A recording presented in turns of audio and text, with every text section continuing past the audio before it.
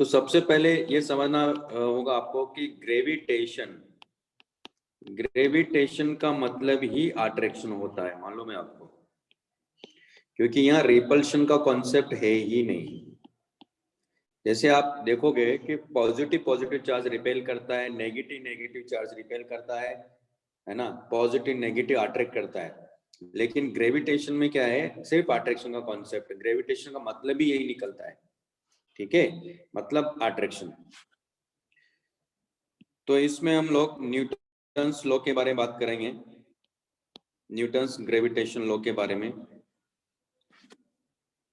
तो सबसे पहले वहां से स्टार्ट करते हैं, न्यूटन्स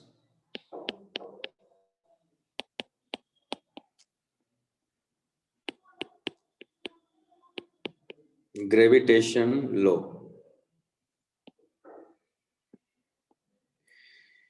ये जो लॉ इसने दिया है ये सिर्फ और सिर्फ पॉइंट मासेस के लिए, इट इज, ये काफी इंपॉर्टेंट पॉइंट है, it is only for point masses. अब आप कहेंगे सर फिर ये हम लोग केप्लर्स लॉस पढ़ते हैं तो वहां तो सन और अर्थ के बीच में है। तो आप यहां से देखो, सन को जब आप देखते हो तो सन कितना बड़ा नजर आता है आपको, छोटा सा तो दिखता अर्थ के कंपैरिजन में, और जब सन पे जाके अर्थ को देखोगे तो ये बिल्कुल नेग्लिजिबल नजर आएगी। इसका मतलब दोनों लार्ज डिस्टेंस पर होते हैं तो पॉइंट मासेस ही है वो, एक दूसरे के रेस्पेक्ट में जो डिस्टेंस है उसके कंपैरिजन में इनकी जो डायमेंशन है वो नेग्लिजिबल हो जाती है, तब हम लोग इनको पॉइंट मास मान के करेंगे, ठीक है। तो अगर मान लो कोई बिगर बॉडी भी है, मान लो जिसका साइज बड़ा भी है, तो वहां फिर क्या करेंगे हम लोग, अगर हमें दो बॉडीज के बीच में फोर्स निकालना है तो इंटीग्रेशन करेंगे, लेकिन जो कॉन्सेप्ट है वो पॉइंट मासेस के लिए ही दिया है।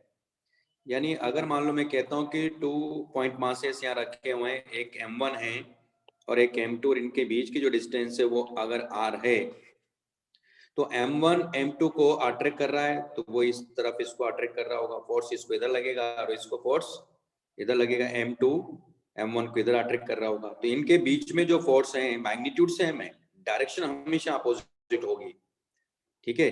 तो यहाँ इनके बीच में जो फोर्स है वो directly proportional to product of the masses, point masses है, एंड डायरेक्टली प्रोपोर्शनल टू या inversely proportional to distance between point, square of the distance between the point masses, ये फोर्स इनको हम मानते हैं। तो यानी F इज डायरेक्टली प्रोपोर्शनल हो जाएगा m1 m2 by r square.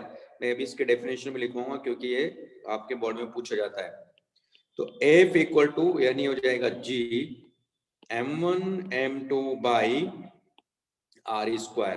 तो 2 पॉइंट मासेस के बीच में जो फोर्स है वो ये फोर्स होता है मैग्नीट्यूड में, और डायरेक्शन क्या है यहाँ अपोजिट है, यानी इसको फोर्स लेफ्ट साइड में है और इसको राइट साइड में, दोनों एक दूसरे को क्या कर रहे हैं यहाँ अट्रैक्ट कर रहे हैं। क्यों? क्योंकि मासेस जो होते हैं वो एक दूसरे को अट्रैक्ट करते हैं, तो उनके बीच में जो फोर्स है उसका वैल्यू ये होगी, ठीक है। फिर अभी मैं इसके डेफिनेशन लिखवा दूंगा, पहले लिख लो इसको, जहाँ जी क्या है m1 m2 क्या है वो भी लिख देता हूं मैं, लिख लीजिए जी, ये यूनिवर्सल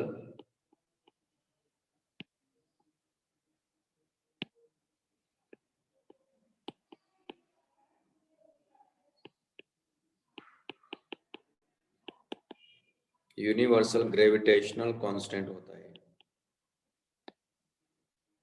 और m1 m2 क्या है, मासेस, पॉइंट मासेस,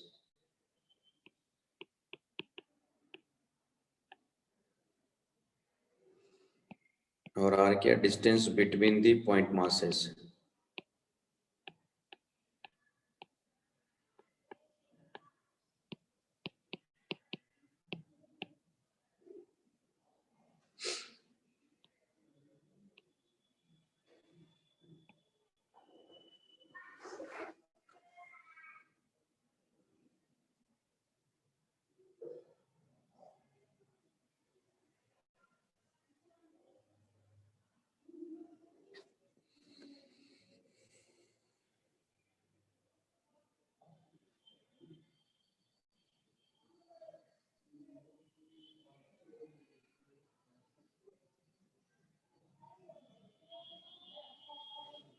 लिख लिया आप लोगों ने?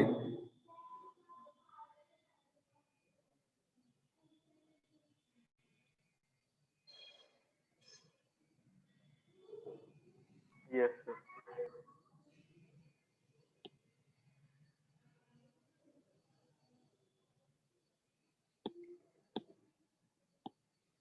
क्या हुआ? परसों हमारे पीई का एग्जाम है।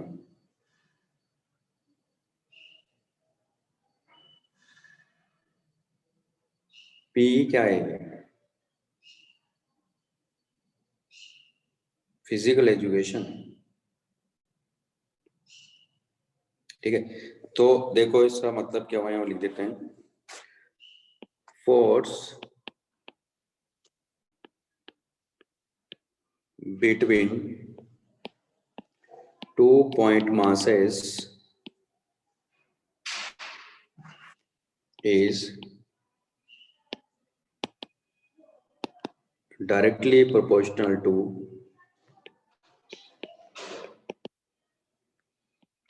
the product of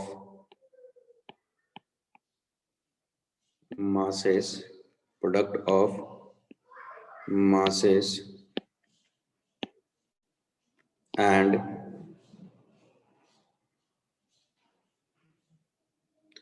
inversely proportional to the square proportional to the square of the distance between the point masses. Okay, तो ये अपने आप में कंप्लीट हो गया।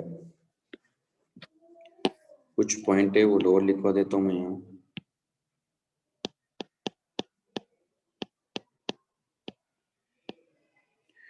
ये जो फोर्स है ये हमेशा दोनों पॉइंट को कनेक्ट करने लाइन के लिए होगा। This force is always along the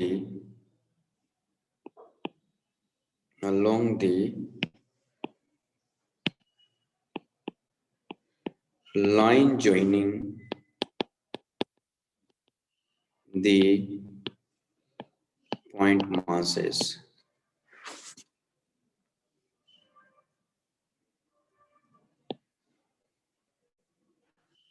ठीक,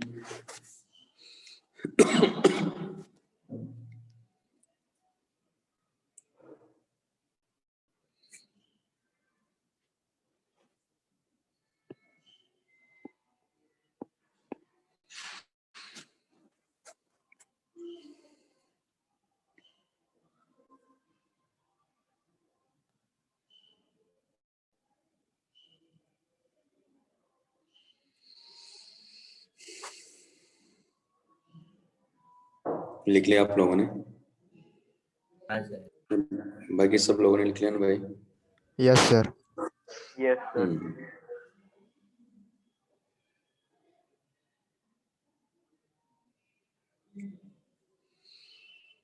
अब मैं इसका वेक्टर फॉर्म भी बताता हूँ आपको क्या होता है।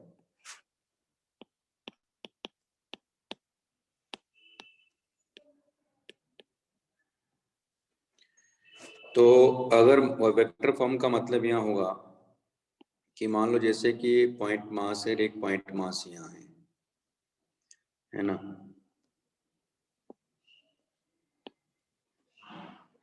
ये एक्स एक्सिस है, ये वाई एक्सिस है, ये ओरिजिन है। ये मान लो अगर m1 मास की मैं बात कर रहा हूँ तो ये इसका पोजीशन वेक्टर है, और इसका जो पोजीशन वेक्टर है वो ये है। इन दोनों को कनेक्ट करेंगे तो यहाँ इस पर फोर्स इधर की तरफ है, तो ये m2 मास है, इसको मैं 2 मान लेता हूँ, इसको मैं 1 मान लेता हूँ, इस पर फोर्स इधर की तरफ है, यानी इस पर जो फोर्स इसको लिखेंगे F21 वेक्टर, यानी फोर्स ऑन 2 ड्यू टू 1, और इसको लिखेंगे F12 वेक्टर, यानी फोर्स ऑन 1 ड्यू टू 2। यानी यहाँ क्या है, ये 1-2 वेक्टर है force on 1 due to 2 mass 2 और F21 वेक्टर मतलब क्या हुआ, फोर्स ऑन 2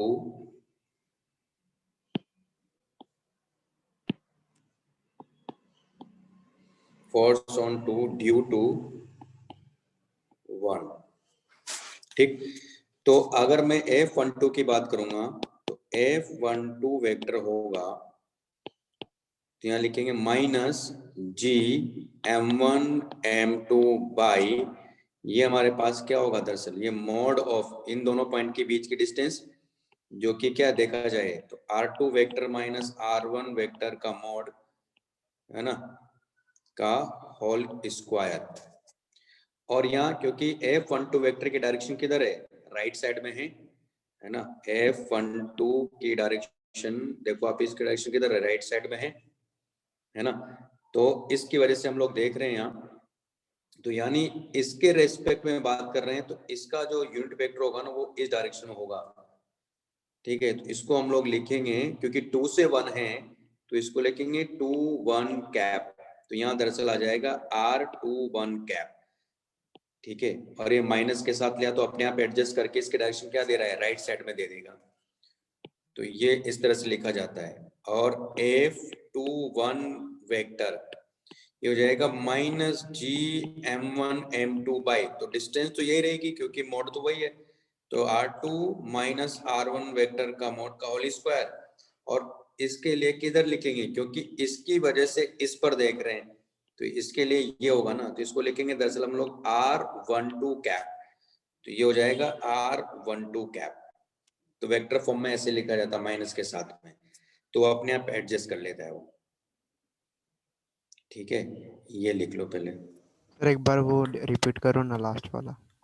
हाँ मैं कह रहा हूँ क्योंकि देखो, क्योंकि F21 वेक्टर का मतलब क्या होगा, फोर्स ऑन 2 ड्यू टू 1 ना, यानी 1 की वजह से, तो 1 कहाँ है, यहाँ है, तो इसकी वजह से इस पर फोर्स देख रहे हैं, इसका मतलब है कि इसका यूनिट वेक्टर इधर की तरफ होना चाहिए, तो इसको ले रहा हूँ मैं क्योंकि 1 से 2 है इसलिए R12 कैप, और मैग्नीट्यूड तो यही रहेगा जो पहले था वही बाद में रहेगा, लेकिन यूनिट वेक्टर की डायरेक्शन क्या हो जाएगी, यहाँ अपोजिट हो जाएगी, यानी यहाँ हो गया R12 cap, left to right है, R21 कैप जो है वो राइट टू लेफ्ट है, तो उसके करस्पॉन्डिंग हमारे पास में F12 आ गया, और फिर R12 कैप के करस्पॉन्डिंग F21 वेक्टर आ गया।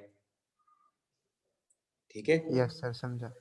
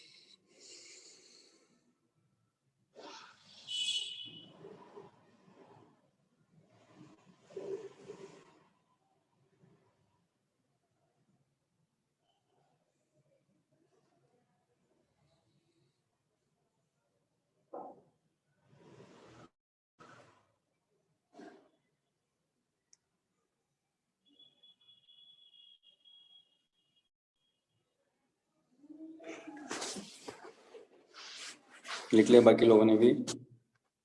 नहीं सर।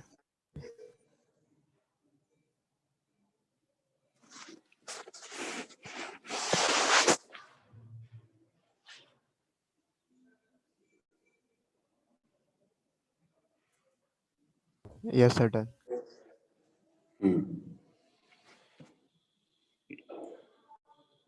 अब एक और इसमें पॉइंट होता है, वो भी बता देता हूँ आपको, सुपर पोजिशन प्रिंसिपल।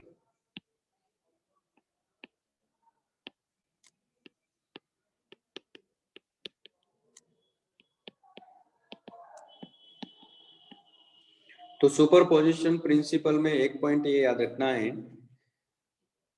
कि मान लो जैसे कि कई सारे पार्टिकल्स हैं, कई सारे पॉइंट मासेस अगर रखे हैं, है ना, और मान लो जैसे कि ये M1 है, ये M2 है, ये Mn है, मान लो ऐसे कई सारे पार्टिकल्स हैं, और यहाँ मान लो एक पार्टिकल है जिसका मास है मान लो m0, तो इसकी वजह से इस पर फोर्स चाहिए अपने को, इसकी वजह से इस पर फोर्स चाहिए, इसकी वजह से इस पर फोर्स चाहिए, और इसकी वजह से इस पर फोर्स चाहिए, है ना। तो यहाँ हम लोग लिखेंगे ये होगा r1 वेक्टर, ये हो जाएगा r2 वेक्टर, ये हो जाएगा r3 वेक्टर, ये हो जाएगा rn वेक्टर। तो सुपरपोजिशन प्रिंसिपल ये कहता है कि अगर मान लो स्पेस में कई सारे पार्टिकल्स है, कई सारे पॉइंट मासेस है, और किसी एक पॉइंट पर फोर्स निकालना है, तो पहली बात तो जब दो पार्टिकल के बीच में फोर्स निकालेंगे, वो फोर्स इंडिपेंडेंट होगा जो बाकी चार्जेस, जो बाकी मासेस रखे हो उनके, उनसे। मतलब क्या हुआ, मतलब ये हुआ, मैं बताता हूँ आपको। पहला पॉइंट है force between the 2 point masses is independent of presence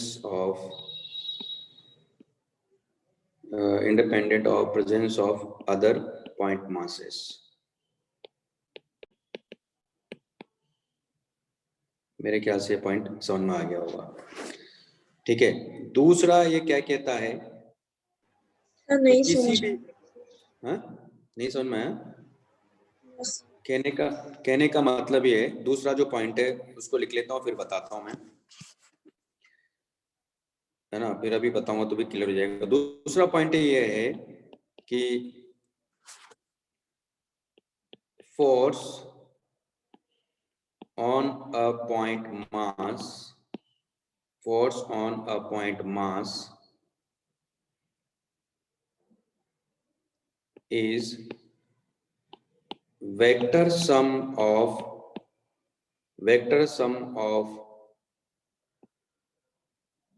force on a point mass is vector sum of forces of individual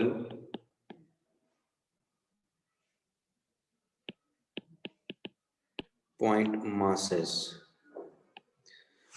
कहने का मतलब ये है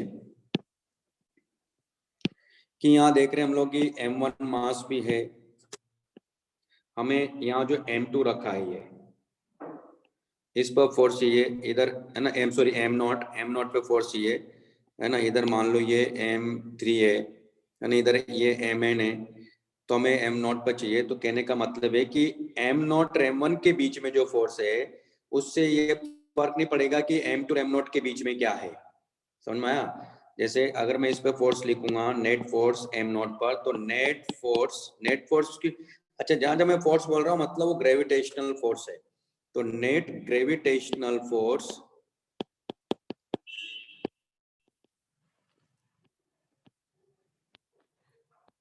ऑन m0, तो वो क्या आ जाएगा देखो, यानी ये आ गया F vector equal to G minus के साथ m1 m0 बाई r1 का whole square r1 cap plus minus G m2 m0 by r2 का whole square r2 cap plus minus G mn m0 by rn का whole square rn cap.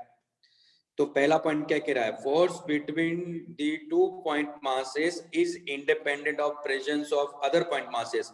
यानी जो पहला मैंने point लिखवाया, पहला ये जो लिखवाया है यहाँ, ये फोर्स बाकी जो मासेस है उनसे इंडिपेंडेंट है, यानी सेपरेटली हमने इसको ऐसे लिख दिया है। फिर देखो नेक्स्ट वाला भी बाकी से इंडिपेंडेंट है, उसी तरह हमने n और m0 के nth पार्टिकल और m0 के बीच में फोर्स निकाला, वो बाकी से इंडिपेंडेंट है, और इन सब का सम जो होगा वो वेक्टर सम होगा।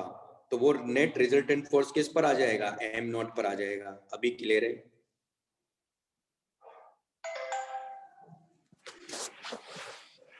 अभी क्लियर है क्या? Yes, sir. Yes.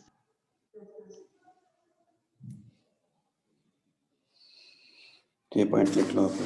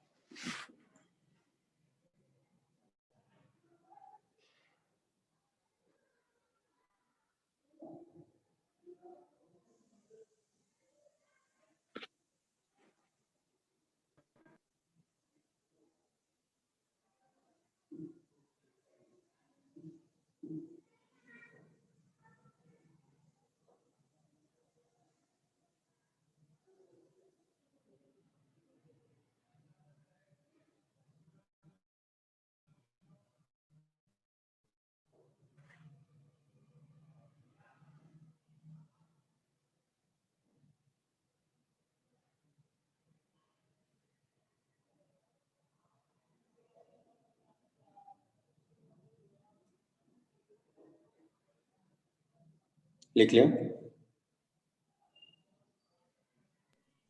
Yes.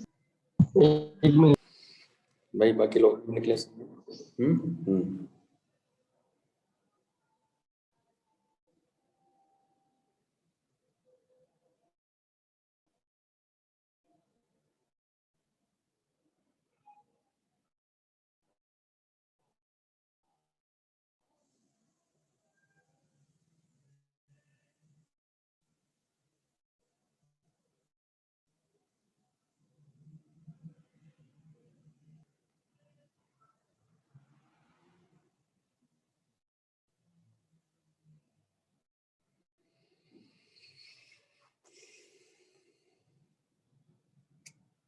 अब जैसे क्वेश्चन लेता हूं तो उससे और क्लियर होगा आपको। लिख लिया?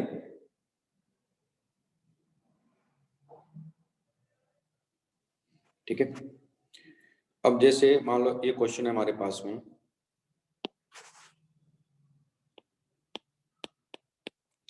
कि एक इक्विलेटरल ट्राइंगल है, एक पॉइंट मास यहाँ है, एक पॉइंट मास यहाँ है। मान लो ये भी एम मास है, ये भी एम मास है और ये भी एम मास है। ये इक्विलेटरल ट्राइंगल के कॉर्नर पे रखें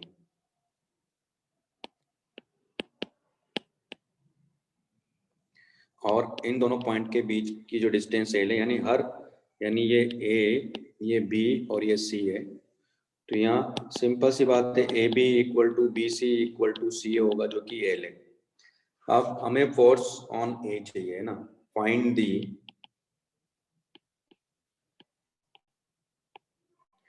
force on point mass A due to other two point masses। Okay, ये हमारे पास में क्वेश्चन है, लिख लीजिए इसको। उस पर अपने को नेट फोर्स बताना है कि नेट फोर्स ए पर क्या होगा। ठीक,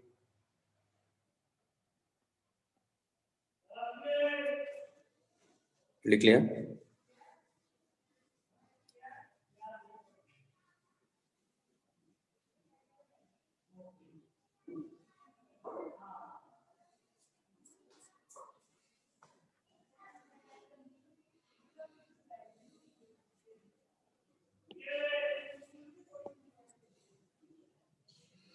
सबने लिख लिया भाई?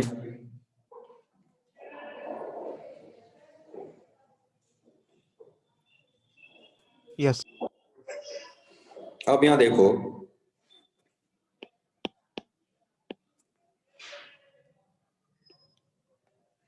ये इक्विलेटर ट्राइंगल है,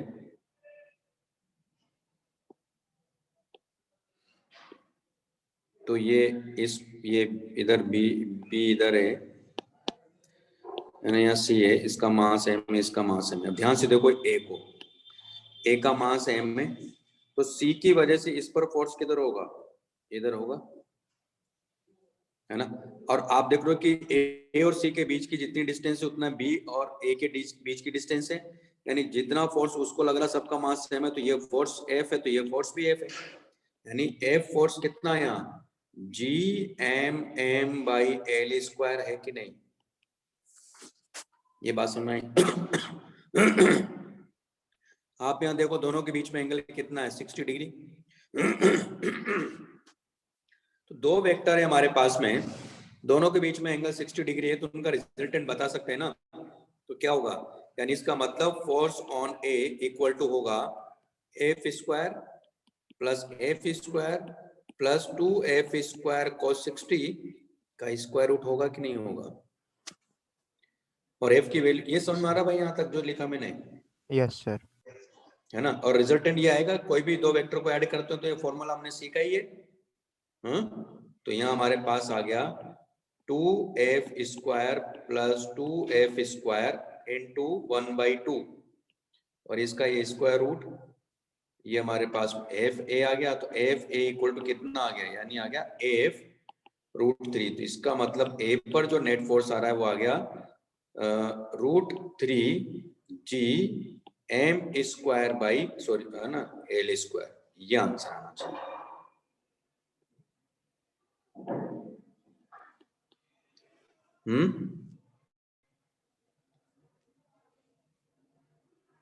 भाई क्लियर है सबको? Yes sir. सर एक बार क्वेश्चन दिखाइए। हाँ क्वेश्चन लिख दो।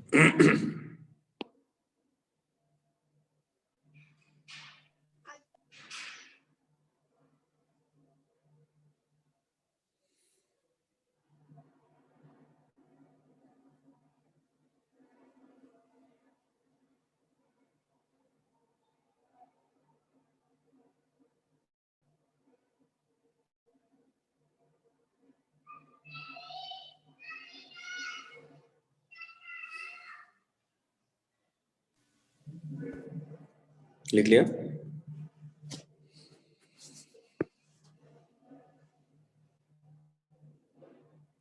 Yes sir.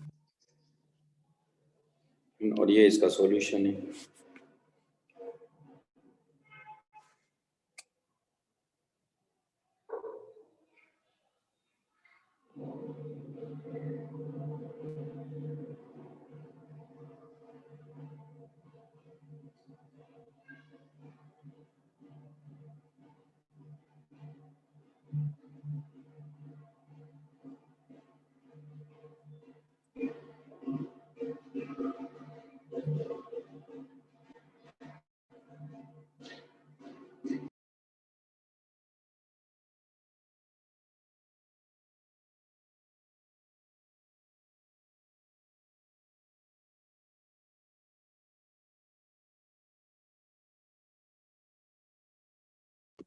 ठीक है, क्लियर है भाई पॉइंट सबको? तो इस तरह से हम लोग क्वेश्चन कर लेंगे, है ना।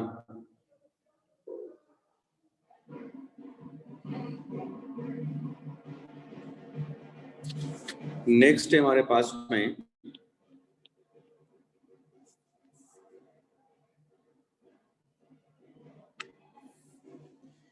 कि जैसे होगा क्या, जैसे मान लो कि मैं अर्थ और किसी पार्टिकल के बीच में फोर्स की बात करने जा रहा हूं अभी यहाँ। तो नेक्स्ट यानी कहने का मतलब है कि हम बात कर रहे हैं वेरिएशन इन ग्रेविटेशनल एक्सेलरेशन। तो नेक्स्ट कॉन्सेप्ट है हमारे पास में वेरिएशन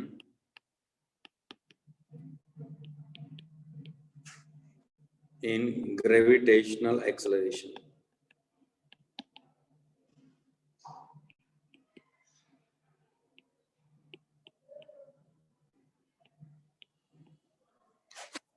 तो सबसे पहले बात कर रहा हूं मैं एट सरफेस ऑफ अर्थ।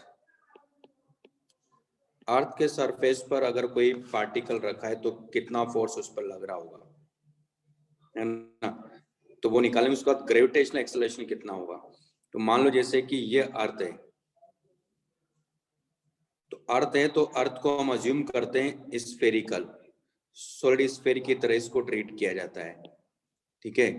तो इसका सेंटर यहाँ है और इसकी जो रेडियस है वो आर है, और कोई पॉइंट मास मान लो यहाँ रखा जिसका मास एम है, और अर्थ का जो टोटल मास है वो कैपिटल एम है।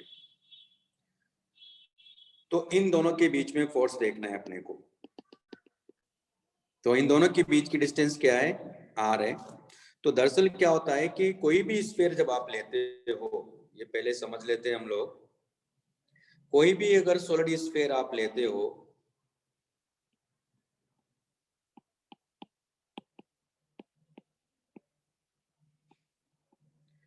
ठीक है, तो अभी आपके, वैसे मैं पूरा डिटेल में आपको आगे बताऊंगा मैं, लेकिन यह इतना ही समझना है जो मैं अभी आपको समझाने जा रहा हूं, है ना। तो जब भी कोई सॉलिड स्फीयर होता है तो उसके सरफेस या सरफेस के किसी भी पॉइंट पर अगर आप जाते हो, सरफेस या सरफेस के बाहर वाले किसी भी पॉइंट के लिए आप जाते हो, तो उस केस में इस सॉलिड स्फीयर का मास अगर कैपिटल एम है तो सारा मास हम लोग उसका सेंटर पे मानते हैं। ऐसा अज्यूम करके आपको अभी चलना है, क्योंकि आपसे उतना ही पूछा जाएगा, उससे ज्यादा बोर्ड में नहीं पूछा जाता है। तो अभी बाहर के पॉइंट के लिए जब मैं जाऊंगा तो सारा मास कहाँ हो गया, सेंटर पे हो गया इसका। तो उस केस में सारा मास जब सेंटर पर हो गया तो इसका जो क्या बोलते हैं, जो फोर्स होगा इन दोनों के बीच में वो इसी के करस्पॉन्डिंग मिलेगा। यानी इन दोनों पॉइंट के बीच में जो डिस्टेंस आर है, तो यहाँ जो फोर्स है इनके बीच में ग्रेविटेशनल फोर्स हो गया Gm/r², ये फोर्स होगा।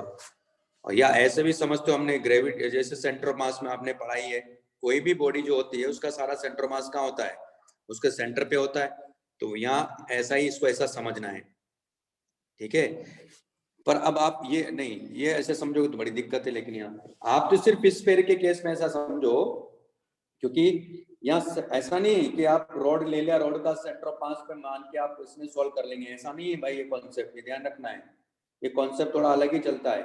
तो अभी तो आप इतना याद रखो कि कोई भी सॉलिड स्फीयर है या हॉलो स्फीयर है, तो हॉलो स्फीयर भी है तो उसके सरफेस या उसके किसी भी आउटर पॉइंट के लिए जब हम लोग जाएंगे तो सारा मास का मानेंगे सेंटर पे अज्यूम कर लेंगे। सेंटर पे नहीं है लेकिन अज्यूम कर लेंगे। तो यानी एक तरह से वो क्या करेगा, उसके सरफेस के बाहर वाले पॉइंट्स के लिए एक तरह से वो एक पॉइंट मास की तरह उसको हम लोग ट्रीट कर सकते हैं, या उसका बिहेवियर एक पॉइंट मास की तरह हो जाएगा, ठीक है। तो यहां भी क्या करेंगे, सरफेस के बाहर जाते ही, यानी सरफेस या सरफेस के बाहर किसी भी पॉइंट पर अगर मैं जाता हूं तो वहां जो फोर्स होगा वो, यानी जो सारा मास इसका होगा अर्थ का, वो क्या मान लेंगे, सेंटर पे मान लेंगे। दोनों के पॉइंट के बीच की डिस्टेंस कितना, आर, तो इनके बीच में फोर्स क्या आ गया, Gmm/r² आ गया, और ये इक्वल टू हो जाएगा m/g। तो आप देखो m से m कैंसिल आउट हो गया, तो यहाँ g की वैल्यू क्या आ गई, Gm/r²। तो यहाँ जब हम लोग g, m और r की वैल्यू रखते हैं, जो कि m क्या है, मास ऑफ द अर्थ है, और g की जो वैल्यू होती है वो होती है 6.67 इंटू 10⁻⁻11 kg, 11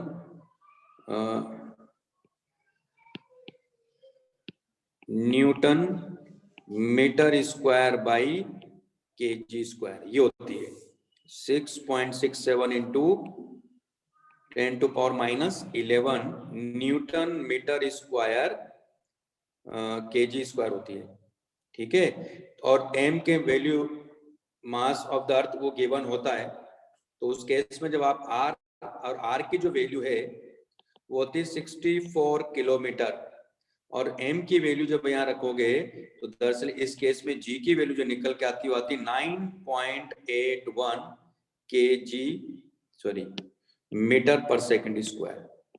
कितना मिलता है, मीटर पर सेकंड स्क्वायर, ये g की वैल्यू निकल कर आती है।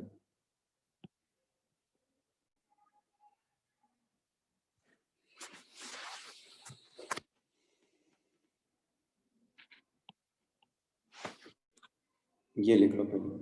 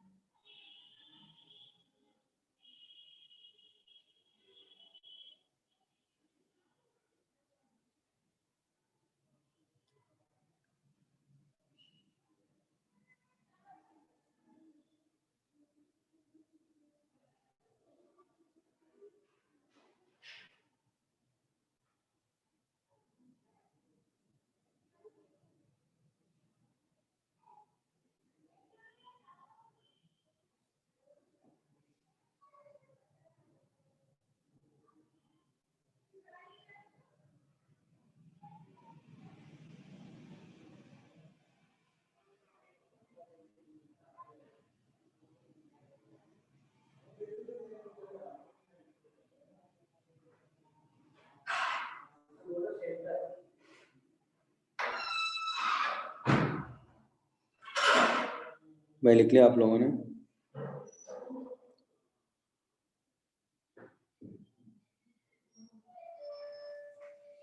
ठीक है ना? तो एक बात ध्यान समझ में आगे, सॉलिड स्फीयर और हॉलो स्फीयर वाला।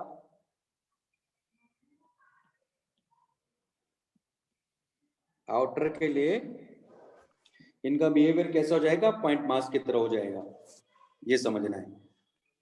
ठीक, तो ये तो हुआ सरफेस को लेकर। सरफेस पर रखेंगे तो ये वैल्यू, यही वैल्यू हम लोग लेके आते हैं, या तो इसको 10 ले लेते हैं, है ना, या 9.8 लेते हैं, तो ये वैल्यू मिल जाती है ना। लेकिन ये वैल्यू कब मिली हमें? जब अर्थ को हमने कंप्लीट यूनिफॉर्म मास का डिस्ट्रीब्यूशन मानते हुए, है ना, यहाँ हमने निकाला, यानी एक तरह से थ्योरेटिकल वैल्यू मिली अपने को। प्रैक्टिकल वैल्यू में वेरिएशन आता है, एग्जैक्ट वैल्यू यानी मिलती है। सर एक बार हॉलो दूसरा, स्फीयर करो ना। हाँ जी, हॉलो स्फीयर। एक बार जो आपने हॉलो स्फीयर का बोला था वो रिपीट करो। हाँ, जैसा हॉलो स्फीयर का है, जैसे सॉलिड स्फीयर का है, वैसे हॉलो स्फीयर का भी सेम वही कॉन्सेप्ट है। तो अगर मान लो यहाँ मैं मास m रखता हूँ और इसका मास अगर कैपिटल M है, तो इनके बीच की भी डिस्टेंस अगर मैं कहता हूँ कि r है, तो यहाँ इन दोनों के बीच में जो फोर्स है, जो अट्रैक्टिव फोर्स है, वो दरअसल G(mm/r²) ही होगा। सरफेस और आउटर के लिए जाएंगे तो सरफेस और आउटर वाले किसी भी पॉइंट के लिए जब बात करते हैं तो सॉलिड स्फीयर हो या हॉलो स्फीयर हो, दोनों का बिहेवियर आउटर पॉइंट्स के लिए सेम होता है, मैं ये कहना चाह रहा हूँ। ठीक है? Yes sir. और वैसे तो ये जो चीज यहाँ अभी मैंने कहा ना लिखवा रहा के लिए मैं बोल रहा हूँ, क्योंकि इतना ही आपसे पूछा जाएगा, ये मैं आपको थ्योरेटिकली सॉल्व करके दिखाऊंगा कि कैसे हो रहा है ना, लेकिन अभी तो उतना बताने का कोई मतलब है नहीं। ठीक, चलिए नेक्स्ट, ये तो हो गया हमारे पास में सरफेस पर। अब बात करते हैं हाइट पे जाएंगे तो क्या होगा।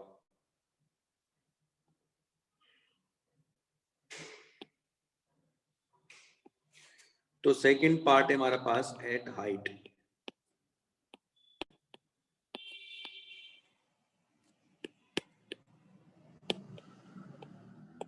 या एल्टीट्यूड भी इसको बोलते हैं।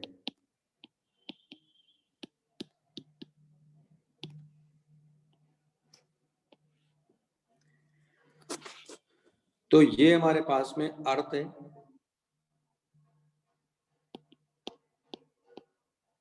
और इसका जो रेडियस है वो कैपिटल R है, और इसका मास m है, और कोई पॉइंट मान लो यहाँ रखा हमने पॉइंट मास m।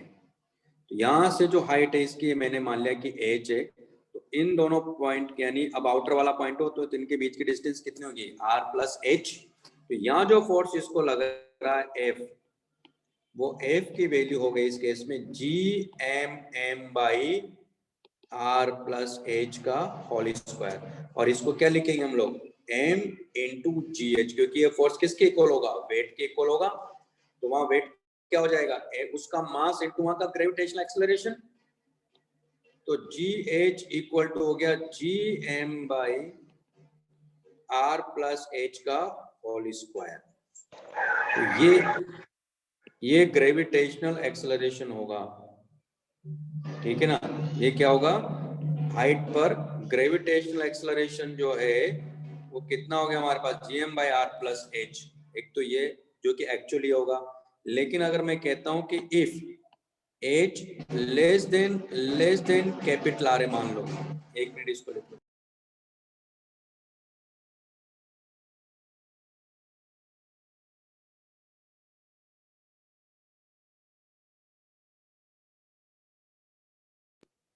तो अगर h लेस देन आर है तो इस केस में देखो क्या होगा, G H equal to G M by, यहां से आर को बाहर लेंगे तो क्या मिलेगा, R square 1 plus H by R का होल स्क्वायर, है ना। इसको हम लोग क्या लिख सकते हो, G M by R square को क्या लिख सकते हो आप, जी लिख सकते हो, और ये जो क्वांटिटी इसको क्या लिख सकते हो, 1 plus H by R to power minus 2, ऐसा लिख सकते हैं क्या। सर ये नहीं समझा। सर वो लेस देन वाला क्या है? मैं कह रहा हूं कि अगर हाइट काफी स्मॉल है, मान लो आर के कंपैरिजन में, जो आर जो कि अर्थ है, अर्थ की रेडियस है, तो जो कि 6400 किलोमीटर है, और एच है मान लो हमारे पास में 500 मीटर है, समझ में आया। तो उस तरह से मैं कह रहा हूं, तब जीएच क्या होगा, मतलब ग्रेविटेशनल एक्सेलरेशन क्या होगा। हाँ सर। तो मैंने क्या किया, इस क्वांटिटी में से आर को बाहर निकाला तो आर स्क्वायर बाहर मिलेगा ना मुझे, क्योंकि स्क्वायर है, अंदर क्या मिलेगा, 1 प्लस एच बाई आर मिलेगा, और इस पूरी क्वांटिटी को मैं ऊपर ले गया हूं, इस पूरे को, और G M by R square क्या देखा हमने, जी था कि नहीं था, अभी नहीं समझे अभी भी। यस हाँ सर। और है ना, तो ये हो गया 1 plus H by R to power minus 2 हो गया, ये लिख लो पहले।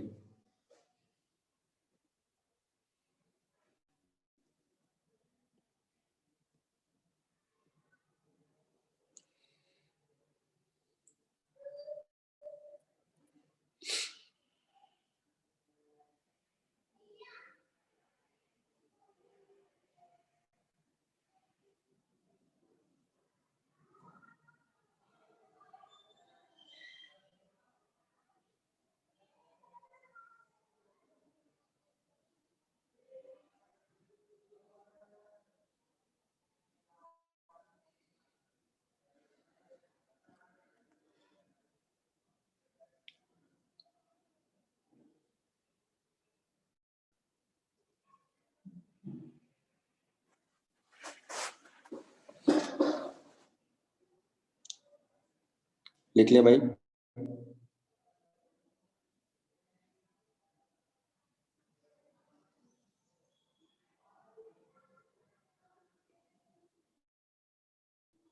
हाँ सर। अब यहाँ देखो, ये हमारे पास में आ गया, आपको याद होगा, since 1 plus X to power अगर n है, तो यहाँ इसको हम लोग n प्लस एक्स लिख सकते हैं, अगर x लेस देन 1 है तो। ये वाला पॉइंट याद है आपको,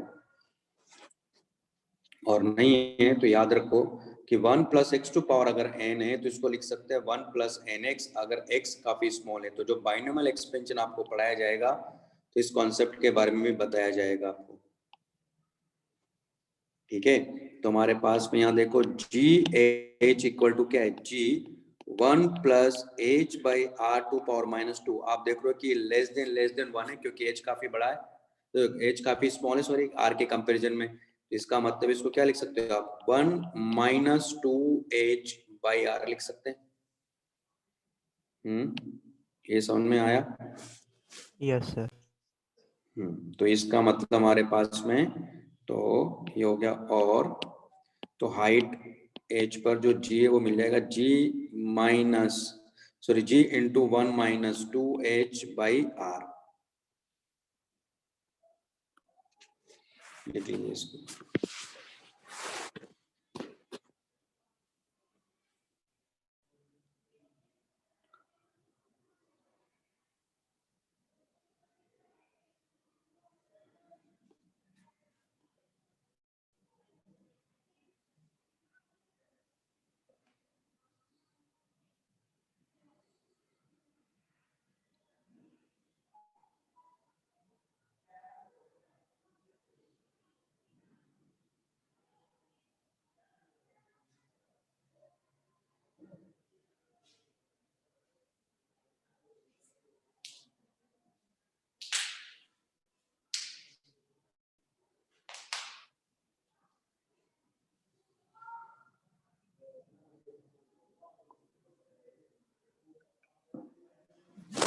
लिख लिया?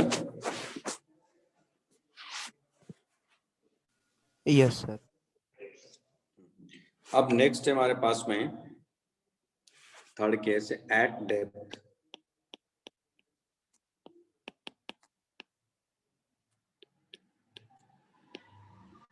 तो एट डेप्थ का मतलब क्या है कि ये हमारे पास में अर्थ है,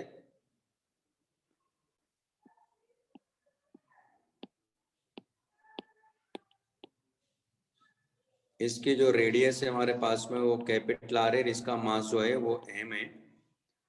तो हम क्या करेंगे, हमने क्या माना है, यहाँ मास का जो डिस्ट्रीब्यूशन यूनिफॉर्म है, तो यहाँ इसका वॉल्यूम मास डेंसिटी पहले डिफाइन कर लेंगे। तो वॉल्यूम मास डेंसिटी मतलब मास पर यूनिट वॉल्यूम, तो m by 4/3 pi R cube, इसको क्या बोलते हैं, वॉल्यूम मास डेंसिटी, है ना। और इसको क्या बोलते हैं, मास पर यूनिट वॉल्यूम।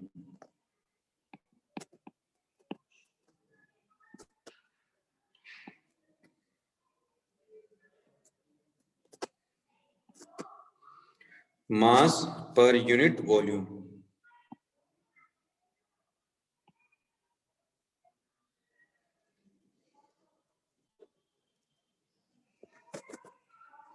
ठीक है, तो क्या करेंगे, डेप्थ की बात करने का मतलब ये है कि सेंटर से डेप्थ की बात कर रहे हैं, तो मैं सरफेस से देखूंगा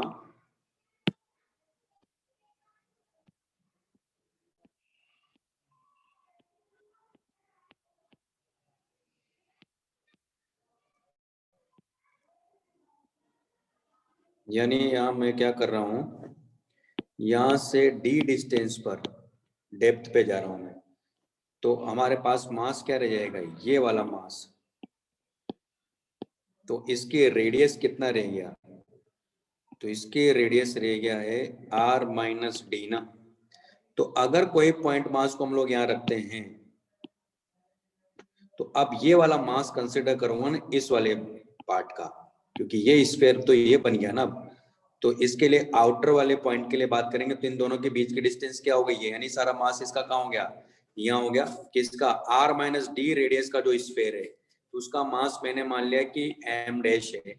तो यहाँ m डैश कितना आ जाएगा, इसका वॉल्यूम कितना है, 4/3 pi r minus D to power 3 into rho करेंगे, तो इसका मास है, रो की वैल्यू अपने को दे रखी है, तो m डैश इक्वल टू कितना आ गया, तो 4π/3 r minus D to power 3 into rho हो गया m/4/3 पाई आर क्यूब।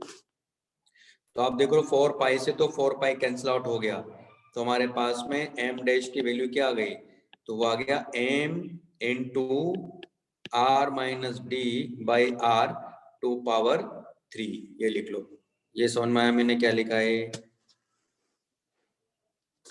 और ये स्मॉल m मास यहाँ है, तो इन दोनों के बीच में हम लोग क्या देखेंगे, फोर्स देखेंगे।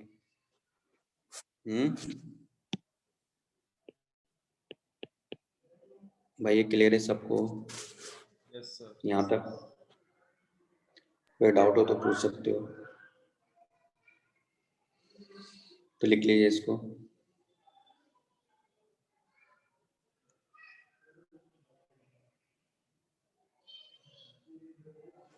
एक पॉइंट यहाँ लिखा है, तो मास of earth is distributed uniformly.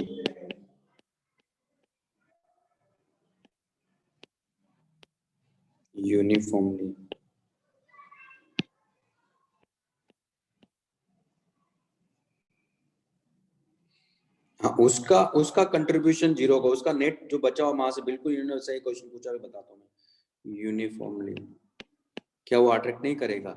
Actually वो अट्रैक्ट करेगा ही नहीं, उसकी वजह से उस पर फोर्स जीरो आ जाता है, वो बताएंगे आपको आगे चल के।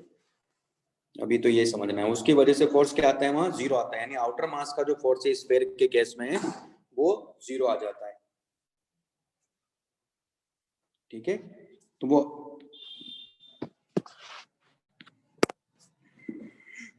तो उसका कंट्रीब्यूशन क्या होगा, यहाँ जीरो होगा, क्योंकि फोर्स तो लगाएगा वो, लेकिन ये जो पूरा मास है, ये वाला जो पार्ट में बता रहा हूँ, कौन सा, ये वाला जो बचा हुआ मास है, इसका नेट फोर्स उस एम मास पर क्या आ जाएगा, स्मॉल एम मास पे जीरो आ जाता है। दरअसल इस वाले पार्ट का फोर्स जीरो आ जाता है।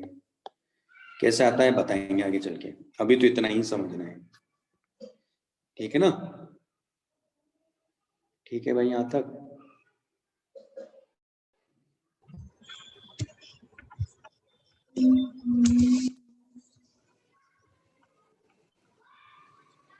ये लिख लिया सबने? Yes sir. अब इन दोनों पॉइंट मासेस को जब मैं बात कर ही रहा हूं, यानी किसको, इसको और इस एम डैश का मास सारा यहाँ है, तो इनके बीच में जो फोर्स है एफ, वो कितना आ जाएगा, G M dash M by R minus D का होल स्क्वायर, और ये इक्वल टू क्या लिखेंगे, एम जी डी, क्योंकि डेप्थ पे इसलिए जी डी ले रहा हूं मैं, डेप्थ पर जी, इसके इक्वल कर देंगे, यानी इस पर जो वेट लग रहा है वो किसके इक्वल आ जाएगा, उस फोर्स के इक्वल आ जाएगा। और हमें एम डैश की वैल्यू पता ही है, इस वैल्यू को रख देंगे। ठीक है,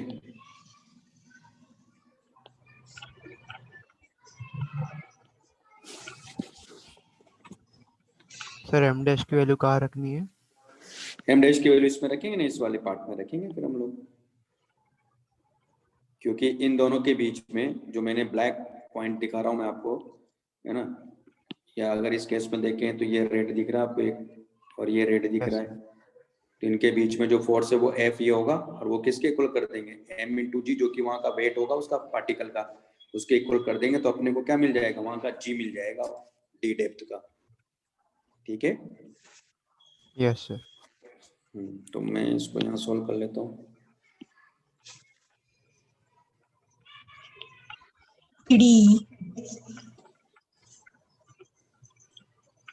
तो ये इसको अलग से कर लेते हैं, तो एम डैश की वैल्यू ये वाली वैल्यू रखूंगा मैं वहां,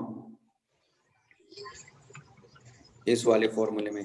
अच्छा, तो स्मॉल एम से तो स्मॉल एम कैंसिल आउट ही हो गया यहाँ, तो हमारे पास में आ गया G D equal to G by R minus D का whole square into M dash, M dash की वैल्यू है M, R minus D by R to power 3। तो यहाँ देखो नीचे आर माइनस डी का होल स्क्वायर, ऊपर R minus D to power 3, तो ऊपर क्या रह जाएगा, तो वहां रहेगा G M R minus D divided by R cube, ये हमारे पास में जी डी आ गया। ये लिख लीजिए पहले। मम्मी काका क्यों जा रहे हो? हाँ अरे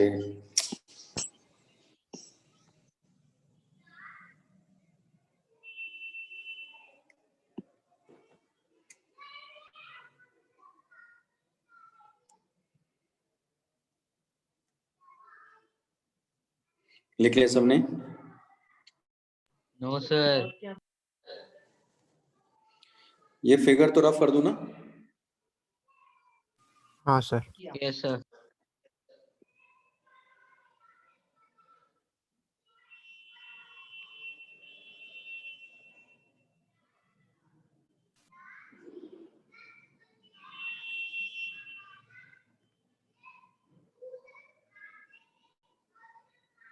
डन सर। हाँ, अब यहाँ देखो आप इसको सॉल्व करेंगे, तो यहाँ इसको ऐसे लिख सकते हैं G D equal to G M by R square को अलग कर लेंगे और R minus D by R ऐसा कर लेंगे क्योंकि नीचे आर क्यूब था। G M by R square क्या हो गया जी, और ये क्या हो गया 1 माइनस डी बाई आर।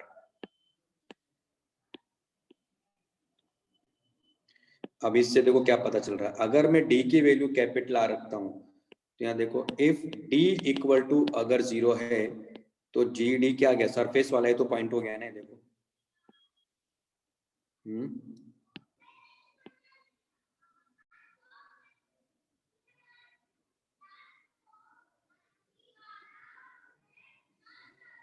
तो यहाँ देखो इफ डी इक्वल टू अगर मैं 0 करता हूं तो ये क्या हो गया, एक तरह से एट सरफेस हो गया ना।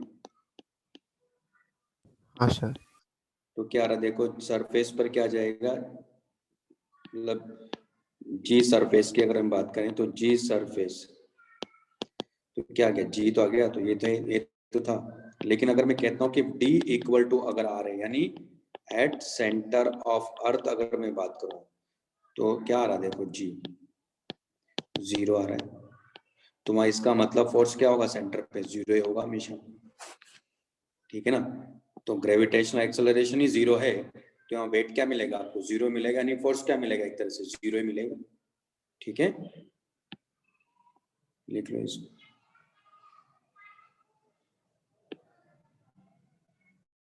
सर लेकिन आपने तो फिगर में बीच में बनाया था ना।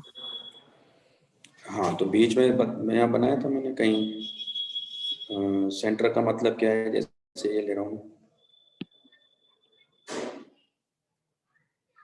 तो यहाँ कहीं बनाया ना मैंने, है ना। तो मैं ये कह रहा हूँ ये डी ये लिया ना मैंने, तो डी को घसीट यानी डी को 0 करने का मतलब ये वाला पॉइंट हो गया ना, और डी को आर करने का मतलब ये वाला पॉइंट हो गया ना, क्योंकि इसकी रेडियस आर है ना, और डी हमारा वेरिएबल है।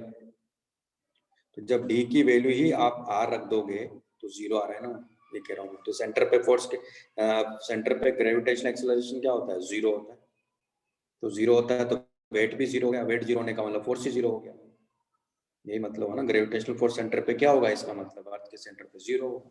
0। ठीक है। हाँ सर।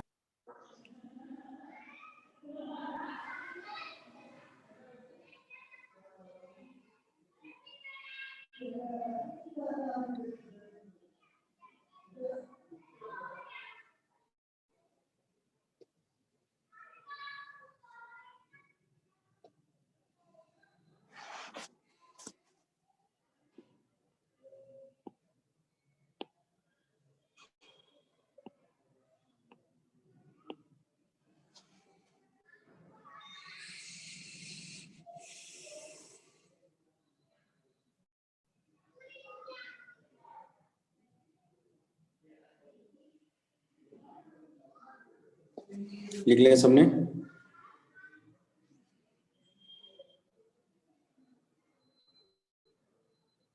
Yes sir. तो ये वाला पार्ट हमारा हो गया है। अब नेक्स्ट इसमें केपलर्स लॉज।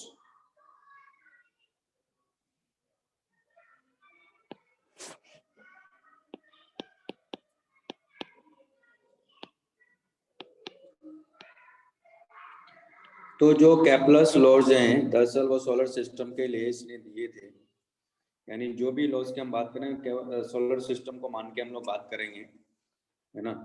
तो फॉर सोलर सिस्टम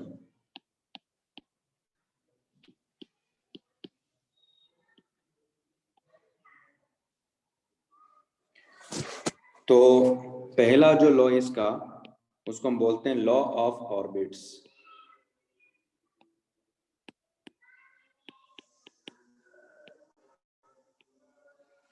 तो ये लॉ क्या कहता है, ये लॉ ये कहता है कि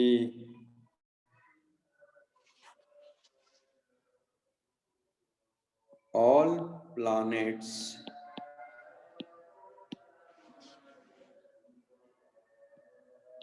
revolve around sun in elliptical path।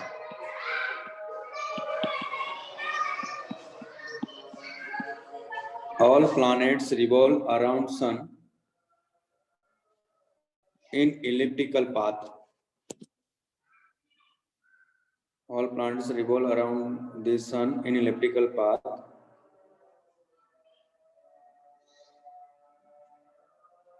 Where sun is at one of foci. Okay. तो लॉ ऑफ ऑर्बिट्स में क्या कह रहा है? All planets revolve around this sun in elliptical path where sun is at one of foci. मतलब ये हुआ कि ये इलिप्स है. वैसे तो आपको जब कॉनिक सेक्शन पढ़ाया जाएगा तो वहाँ इसके बारे में और बताया जाएगा डिटेल में. तो ये मान लो हमारे पास में इलिप्स है, और तो होता क्या, इलिप्स के दो फोकस होते हैं, एक यहाँ और एक यहाँ. एक पर सन है, ठीक है, और जो प्लैनेट्स हैं वो इस इलिप्टिकल पाथ में मूव कर रहे हैं. तो मान लो अगर अर्थ यहाँ है, या मान लो नेपच्यून है, या मार्स है मान लो, तो इसको फोर्स किधर लग रहा होगा? इसकी तरफ फोर्स लग रहा होगा. ये यहाँ जाएगा तो इसकी तरफ इसको फोर्स लग रहा होगा, क्योंकि सन तो फिक्स है इनके लिए. जब यहाँ जाएगा तो इसको फोर्स इधर लग रहा होगा, ठीक है. ये जब यहाँ होगा, ये इधर जा रहा है तो इसको फोर्स इधर लग रहा होगा. और ये प्लैनेट जो है इलिप्टिकल पाथ में मूव कर रहा है. ये पहला लॉ है इसका, कि जितने भी प्लैनेट्स यहाँ हैं तो वो सब सन के चारों रिवॉल्व कर रहे हैं इलिप्टिकल पाथ में. और सन कहाँ है? एक फोकस पर बैठा है. बैठा मतलब है, ये कहने का मतलब है. अब कई बार बच्चे पूछते हैं कि क्या सर ये इस वाली जगह नहीं आएगा, कि इस वाली फोकस पर नहीं आएगा दूसरे वाले पर? तो बेटा ऐसा थोड़ी हो, तो सन तो फिक्स है. ऐसा थोड़ी कि डायरेक्शन मतलब अपनी पोजीशन चेंज करेगा कि आज मंगलवार है तो आज यहाँ बैठेंगे. सर वो डॉट है क्या? बुधवार है तो सर वो सन के सामने वाला डॉट है वो क्या है? हाँ, ये दूसरा फोकस है ना. ये S2 फोकस है, S1 फोकस है. दो फोकस होते हैं इलिप्स में, ठीक है. तो सन एक ही फोकस पर फिक्स है, इलिप्स के दो फोकस होते हैं. पहले तो ये दिमाग में बैठा हो, ठीक है. तो क्या होगा, सन एक फोकस पर ही होता है. ऐसा नहीं कि आज सोमवार है तो है ना, मंडे है तो आज इधर बैठेगा S1 पे, फिर ट्यूसडे को S2 पे चला जाएगा. ऐसा नहीं, फिक्स है वो. तो कोई भी जब इलिप्स की बात करोगे, आप कोई भी इलिप्स की बात करोगे, उसके हमेशा आपको दो फोकस मिलेंगे, एक यहाँ और एक यहाँ. तो एक S1 होता है और एक S2 मानते हैं हम लोग, ठीक है. यस बात सर. समझ में आए? हाँ. तो पहला हो गया, लॉ ऑफ ऑर्बिट्स हो गया.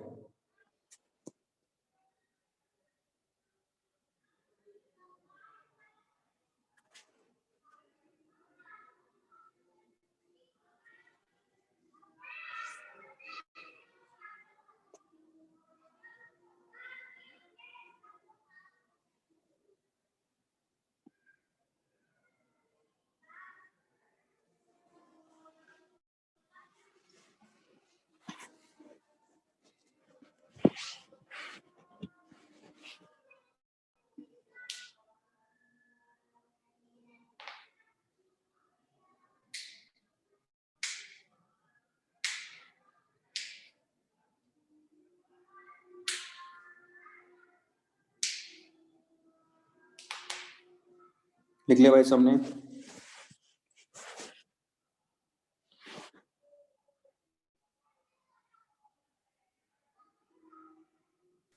एक मिनट से.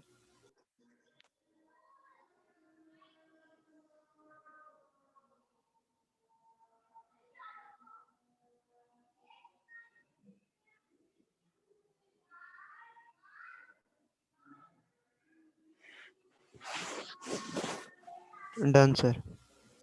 एक मिनट.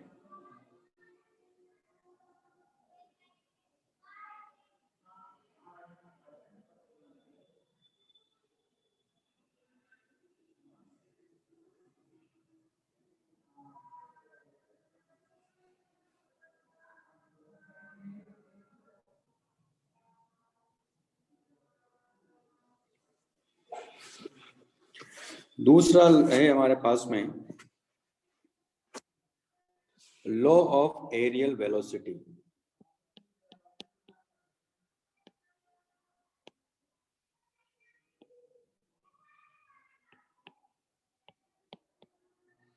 अब इसमें थोड़ा सा कॉन्सेप्ट जो है वो रिजिड बॉडी डायनेमिक्स का आएगा।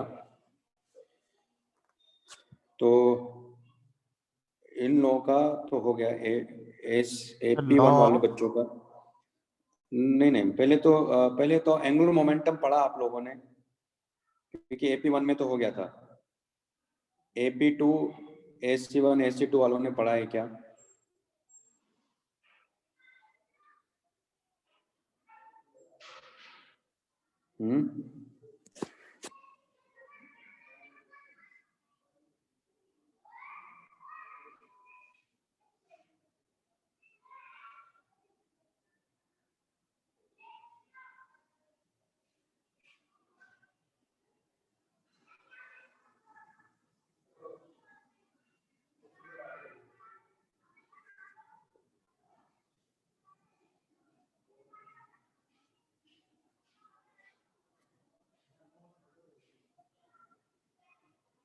कोई बात नहीं। तो इसमें क्या करना है आपको, देखो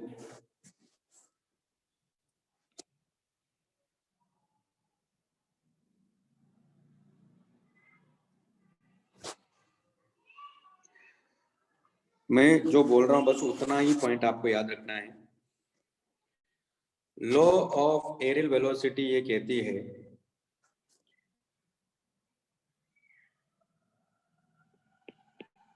position of planet with respect to position of planet with respect to sun sweeps out equal areas in equal time intervals. Position vector of planet with respect to sun sweeps out equal areas है यार, equal areas in equal time intervals। ठीक है, ये लिखो, फिर मैं समझाता हूं इसको थोड़ा।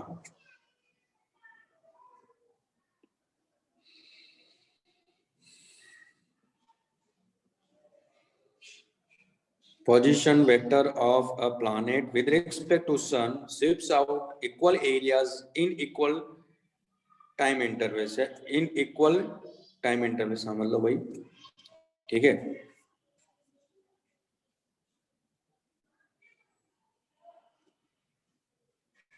लिख लेना है। मतलब ये देखो यहाँ, यस ये इलिप्स है और सन यहाँ है। तो मान लो किसी इंस्टेंट पर कोई प्लैनेट यहाँ है, एक मिनट लिख लो पहले उसको, कहाँ गया, कहाँ क्या पूछ रहे हैं, ये वाला था। Position vector of planet with respect to sun sweeps out equal areas in equal intervals of time या equal time intervals।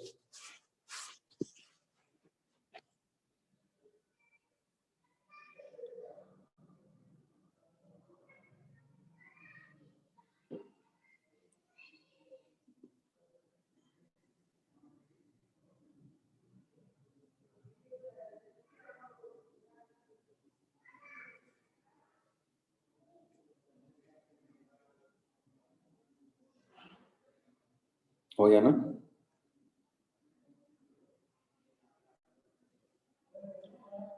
एक मिनट रुकिए।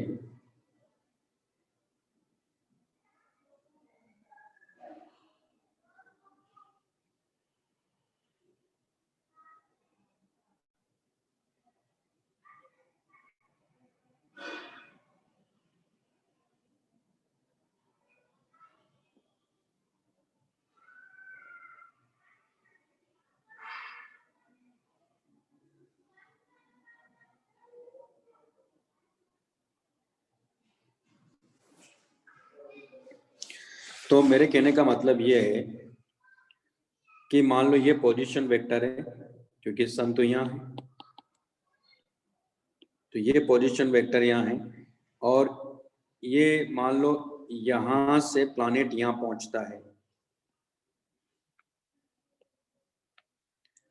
तो आप यहाँ देखो कि ये इतना एरिया फॉर्म करेगा, तो यहां से यहाँ तक का टाइम मान लो इसको लगा t1, और ये जो एरिया इसने फॉर्म किया वो है मान लो a1, ठीक। मान लो किस इंस्टेंट पर ये यहाँ कहीं है और फिर यहाँ से यहाँ जा रहा है, क्योंकि ऐसा नहीं कि यहाँ से यहाँ नहीं जा रहा है, ऐसा नहीं कि यहाँ से यहाँ नहीं आ रहा होगा, सिंपल सी बात आ ही रहा होगा, तो मैं ऐसे रैंडम ले रहा हूँ। तो मान लो यहाँ एक पोजीशन वेक्टर था और उसके बाद ये यहाँ पहुंच गया प्लैनेट, तो ये वाला एरिया हुआ। तो मान लो इसको यहाँ से यहाँ तक का टाइम जो है वो t2, और ये जो एरिया मान लो a2 है, तो ये कह रहा है कि इफ a1 इक्वल टू अगर a2 है then definitely t1 equal to t2 होगा। कि समझ में आया? ये कहना चाह रहा है। यस सर, समझा। देन t1 इक्वल टू क्या होगा, t2 होगा। कि अब इसको मैथमेटिकली प्रूव कर सकता हूं मैं, है ना। तो अब लेकिन कई बच्चों ने तो एंगुलर मोमेंटम भी नहीं पढ़ा है, तो कोई बात नहीं, आप जो भी मैंने लिखवाया उसी को याद रखो, ठीक है। ये जो लिखवाया अगर आता है तो यही पॉइंट आपको लिख देना है, बाकी सोचने की जरूरत नहीं है। वैसे तो ये प्रूव कर दूंगा मैं, जब आपका एंगुलर मोमेंटम हो जाएगा तो ये प्रूव हो जाता है कि a1 इक्वल टू a2 कैसे आया है। अगर a1 इक्वल टू a2 है तो t1 इक्वल टू t2 कैसे आया है, ये मैथमेटिकली प्रूव हो जाता है, ठीक है। तो भी तो इसमें इतना ही लिख देना है, आपको ज्यादा सोचने की जरूरत नहीं है। तीसरा पॉइंट,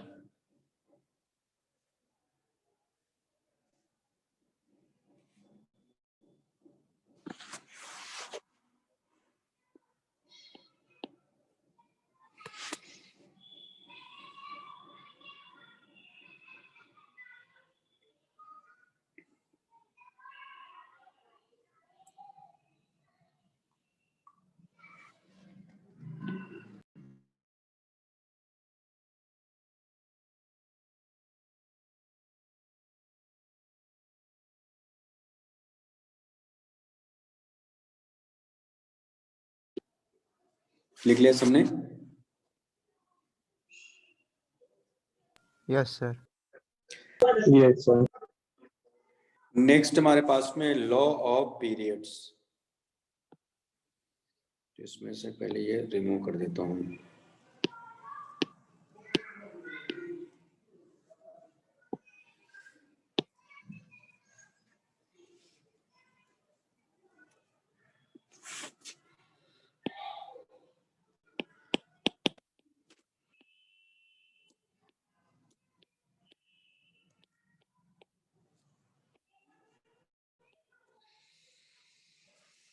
तो ये क्या कहता है, तो ये लॉ कहता है square of time period, square of time period is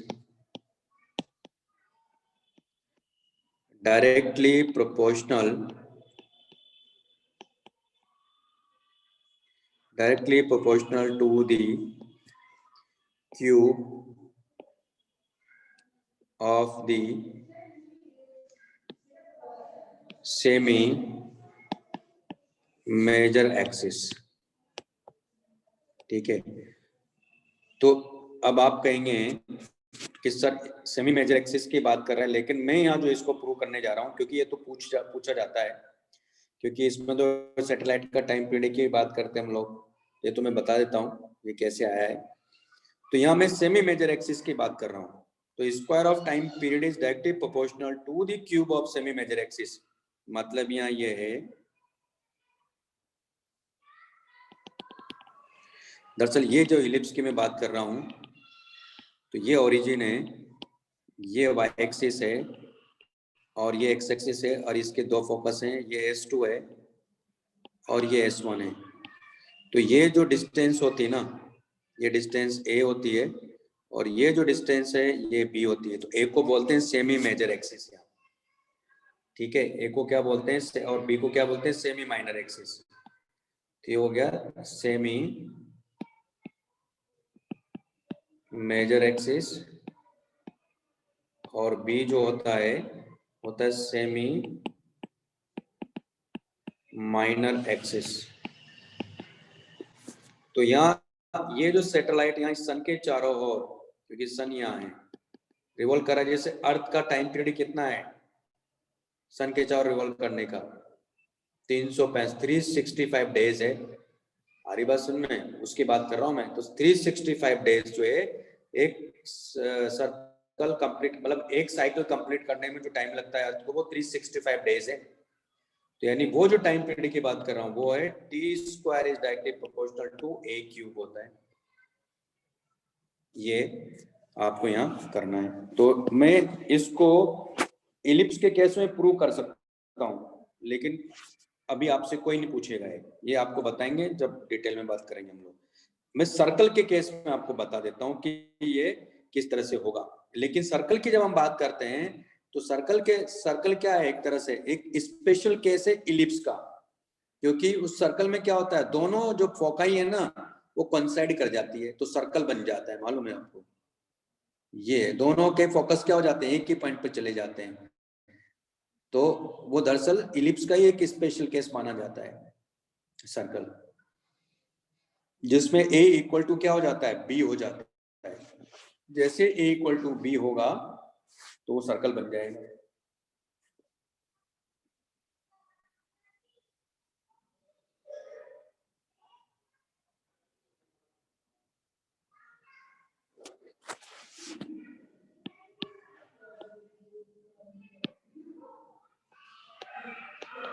ये सेमी मेजर एक्सिस है, ठीक है ना।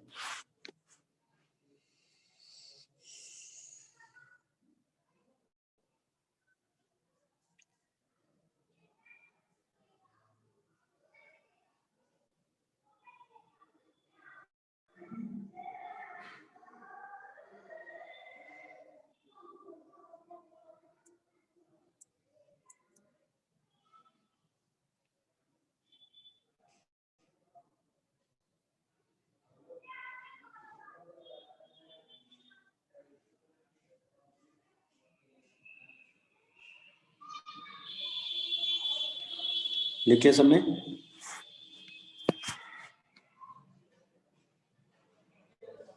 Yes sir.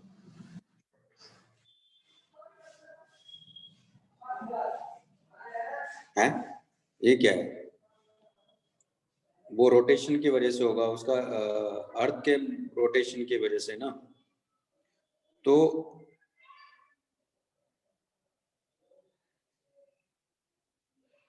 Variation with latitude, तो वो मतलब क्या बताएं हम, तो रोटेशन की वजह से की बात कर रहे हैं क्या आप।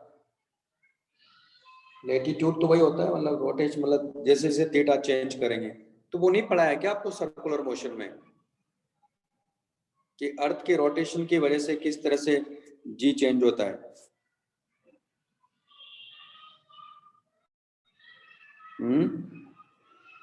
पढ़ा है आप कौन से बैच में हो, पढ़ा है ना। तो वहां जो पढ़ा वही तो कॉन्सेप्ट यहाँ रहेगा। वो अर्थ के रोटेशन की वजह से जी कैसे चेंज होता है, तो उसको समझना है आपको। यूं ये कहना चाह रहे हैं आप वापस से। तो बता देंगे, कोई दिक्कत नहीं हो। तो पहले जो इससे रिलेटेड है वो बता देता हूँ मैं आपको। तो ये इसके बारे में मैं सर्कल के केस में आपको बताता हूँ, देखो कैसे करना है। तो मैं यही ले लेता हूँ पॉइंट, मोशन ऑफ सैटेलाइट,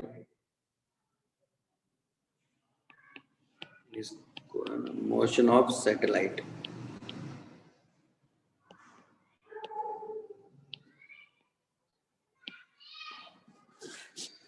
तो हम लोग इसमें एक तो क्रिटिकल स्पीड की बात करेंगे,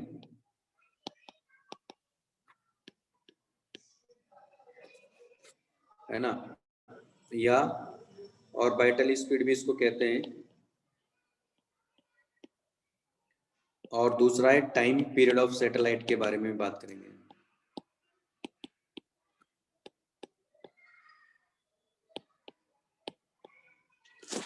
तो मान लो जैसे कि ये अर्थ है,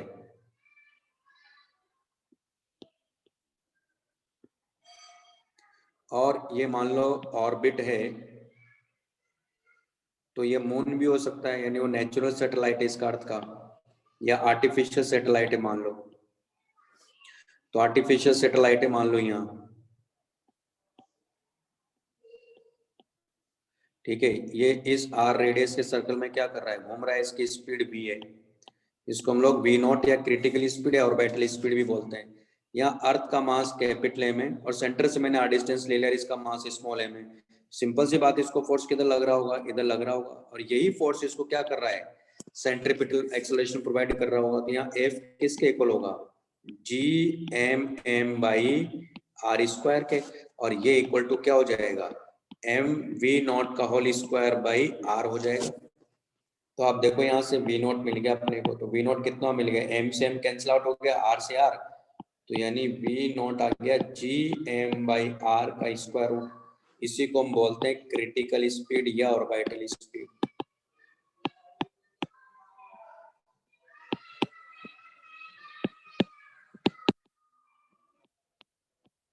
ये लिख लीजिए पहले, इसमें तो मेरे ख्याल से किसी को भी डाउट नहीं होना चाहिए इस वाले पार्ट में। तो यहाँ सेंट्रीपिटल फोर्स कौन प्रोवाइड कर रहा है, ग्रेविटेशनल फोर्स। तो ये सैटेलाइट इस ऑर्बिट में घूमता रहेगा।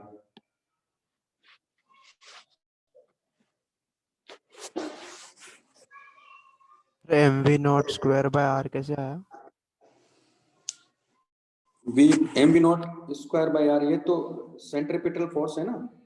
v0 का होल स्क्वायर बाय r क्या होता है, सेंट्रीपिटल एक्सेलरेशन इनटू m करेंगे ना। हाँ, v0 का होल स्क्वायर बाय r क्या होता है, सेंट्रीपिटल एक्सेलरेशन होता है ना, भूल गए। हाँ सर। तो उसको किसके इक्वल कर देंगे, mv0 का whole square by r equal to gm by r square के इक्वल कर देंगे हम लोग। हाँ सर समझा।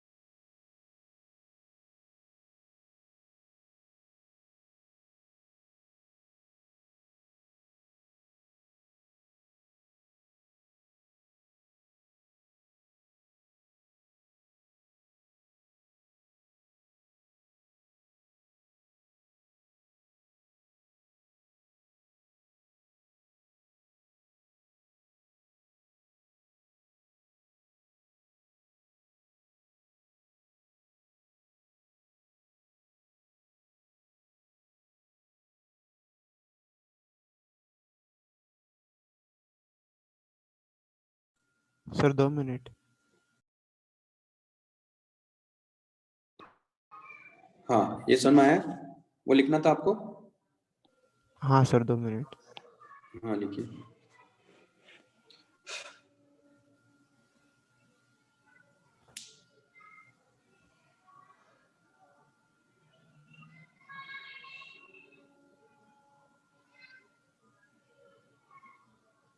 Done sir. तो टाइम पीरियड क्या हो जाएगा, t equal to 2πr by v0, इसका स्क्वायर कर लेते हैं। तो t square equal to 4π square r square by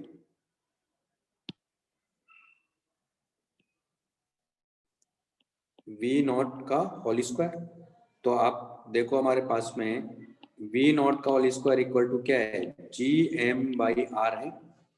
इस वैल्यू को यहाँ रख देंगे तो देखो टी स्क्वायर इक्वल टू आ गया 4 pi square R square by G M by R, यानी ये हो गया 4 pi square by G M और ये हो गया आर क्यूब।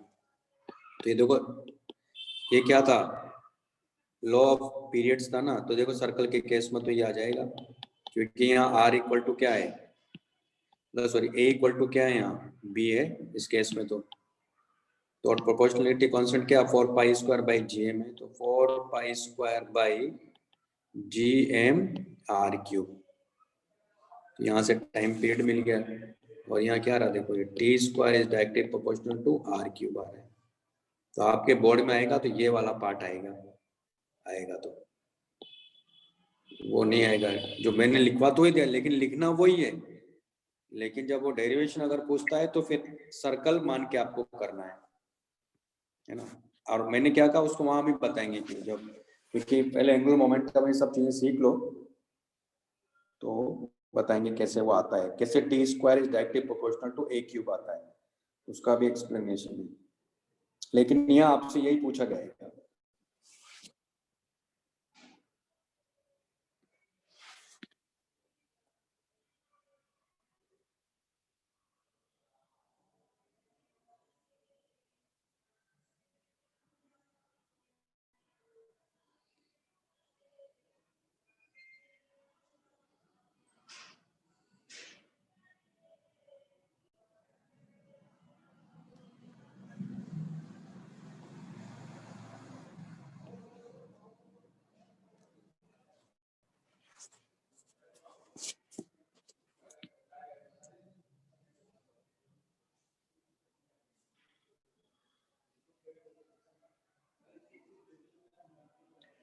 तो ये वाला पार्ट इसमें हो गया है। अब इसमें रह गया एक तो एस्केप वेलोसिटी वाला पॉइंट रह गया, और दूसरा जो है वो पोटेंशियल एनर्जी से रिलेटेड वाला पॉइंट रह गया है। तो उसको नेक्स्ट क्लास में मैं बताऊंगा, क्योंकि पोटेंशियल एनर्जी पढ़ेंगे, क्योंकि पोटेंशियल आपने पढ़ा तो है लेकिन वो कांस्टेंट जी के लिए हमने बात किया था वहां, या अगर जी वेरिएबल है तब कैसे लिखना है, तो वो पढ़ा के ही फिर मैं आपको इसके वेलोसिटी नेक्स्ट बोर्ड क्लास जो होगी उसमें करवा दूंगा ये वाला part.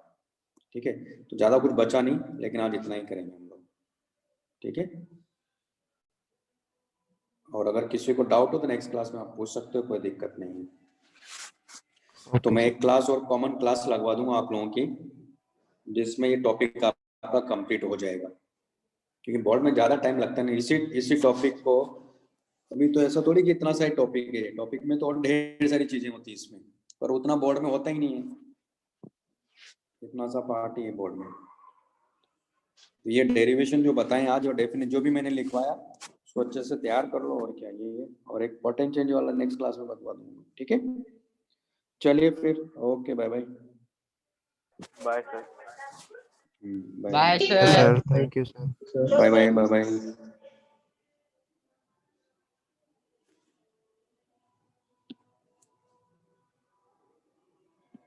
Bye bye bye bye.